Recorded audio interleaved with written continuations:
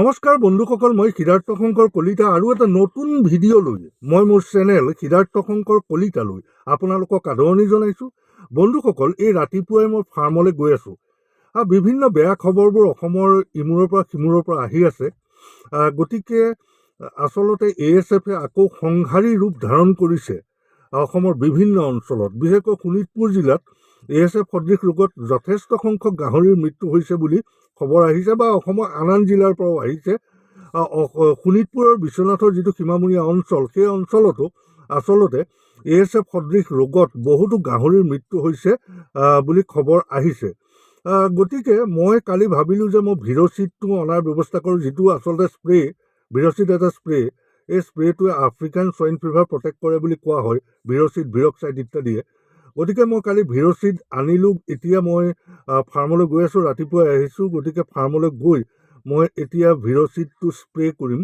আচলতে এই ভিৰচিড বা ভিৰক্সাইড এনেধৰণৰ যিবোৰে আফ্ৰিকান সোয়াইন ফিভাৰ প্ৰটেক্ট কৰে বুলি কোৱা হয়, এনেধৰণৰ স্প্ৰে আপোনালোকেও সংগ্ৰহ কৰাৰ ব্যৱস্থা কৰক আৰু ফাৰ্মত স্প্ৰে কৰাৰ ব্যৱস্থা কৰক। ব'লক আমি কেনেকৈ আচলতে ভিৰচিড স্প্ৰে কৰিব লাগে সেইটো মই ফাৰ্মলৈ গৈ আপোনালোকক অকণমান দেখুৱাই দিবলৈ যত্ন কৰোঁগৈ। ব'লক। এইটো ভিৰচিড আচলতে ASFে যিহেতু সংহাৰী ৰূপ ধাৰণ কৰিছে অসমৰ বিভিন্ন অঞ্চলত, গতিকে মই ভিৰচিড আনি লৈছোঁ। এই ভিৰচিড আচলতে ASF প্ৰটেক্ট কৰিব পাৰি বুলি কয়।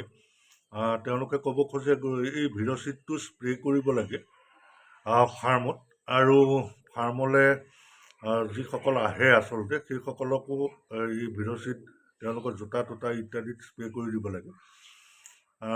ভিৰচিড মই কালি আনি লৈছোঁ। এইটো 4 লিটাৰৰ গেলেন। 4 লিটাৰৰ দাম আচলতে 6,000 টকা।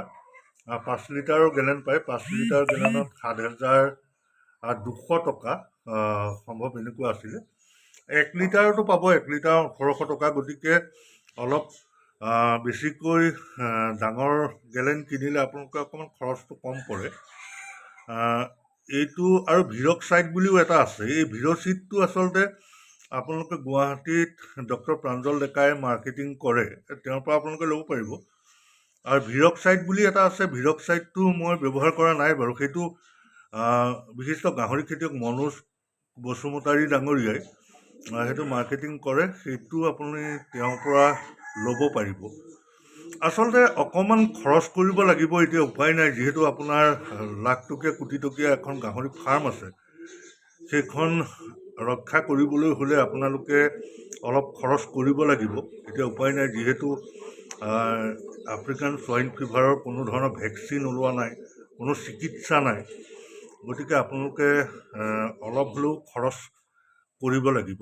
ভিৰচিড আমি এনেধৰণে স্প্ৰে কৰিছোঁ। এয়া চাওক, ফাৰ্মত এনেধৰণে স্প্ৰে কৰিছোঁ।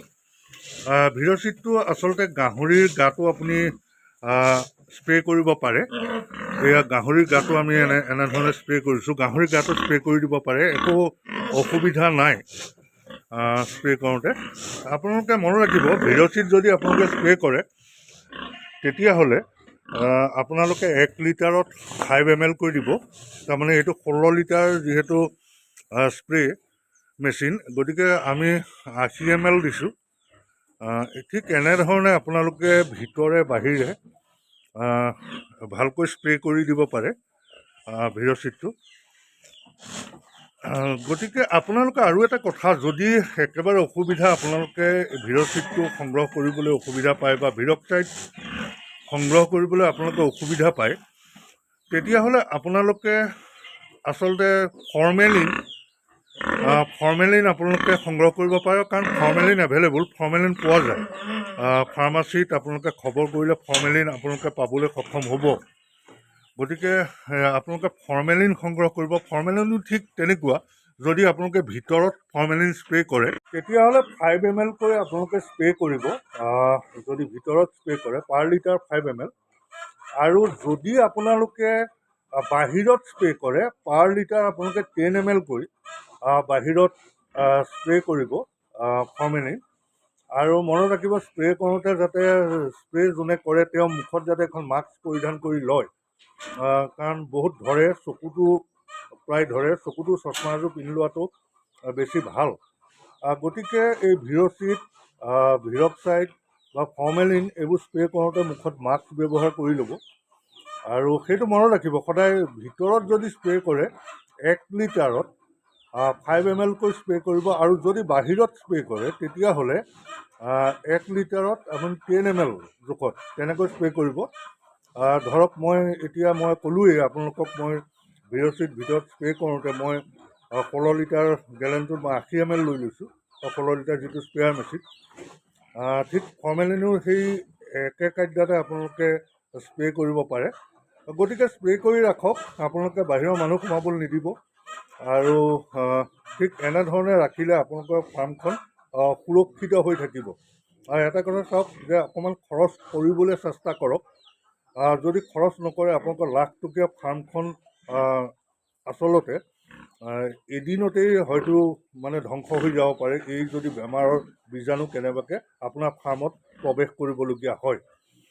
গতিকে আপোনালোকে একো নাপালে ফৰ্মেলিনটো নিশ্চয় পাব, সেইটোও আপোনালোকে সংগ্ৰহ কৰি এনেধৰণৰ স্প্ৰে কৰাৰ ব্যৱস্থা কৰক। আৰু বাহিৰৰ পৰা যোনেই নাহক, যদি আপুনিও আহে বা আপোনাৰ ঘৰৰ মানুহো আহে, প্ৰত্যেকেই যাতে এনেকৈ স্প্ৰে জোতাৰ তলত বিশেষকৈ ওপৰত গোটেই গাত এনেকৈ স্প্ৰে কৰিহে ফাৰ্মত সোমাবলৈ আপুনি অনুমতি দিব। গতিকে বন্ধুসকল, ভিডিঅ'টো আৰু দীঘলীয়া নকৰোঁ। ভিডিঅ'টো চাই কেনেকুৱা পালে কমেণ্ট কৰি জনাবচোন। যদি ভাল পালে লাইক, কমেণ্ট, শ্বেয়াৰ আৰু ছাবস্ক্ৰাইব কৰিবলৈ নাপাহৰিব। আৰু এটা নতুন ভিডিঅ'ৰ সৈতে মই আকৌ আপোনালোকৰ ওচৰলৈ আহিম। ধন্যবাদ।